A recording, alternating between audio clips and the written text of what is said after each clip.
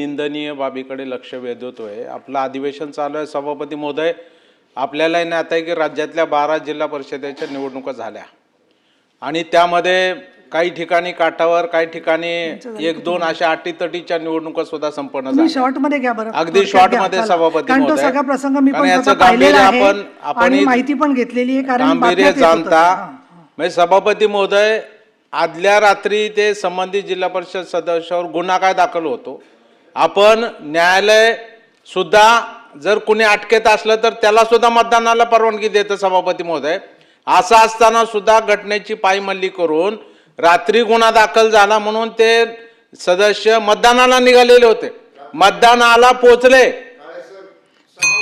मध्ये 6 वाजता, सायंकाळी 6 वाजता गुन्हा नोंद होतोय आणि सभापती महोदय ते मतदानाला निघाले का त्या संरक्षण भिंतीच्या आत त्यांनी गेटमध्ये प्रवेश केलेला असताना 12 पोलीस अडवतात काय, त्यांना अटक काय करतायत, घेऊन परत काय जात आहेत। आणि मंत्री महोदय तिथं आल्यानंतर शंभूराजे देसाई साहेब होते, मकरंजी पाटील साहेब होते, जिल्हा परिषदचे सदस्य बाकी पदाधिकारी होते, त्यानंतर खासदार साहेब पाटील साहेब त्या ठिकाणी होते। हे सगळी मंडळी राजकीय असताना त्या ठिकाणी शशिकांत शिंदे साहेब सुद्धा होते। या सगळ्यांनी सभापती महोदय त्यांना थांबवलं किंवा तुम्ही असं करणं चुकीचं आहे, तरी ह्या मंत्री महोदयाला 12 पोलिसांनी घेराव घातला सभापती महोदय।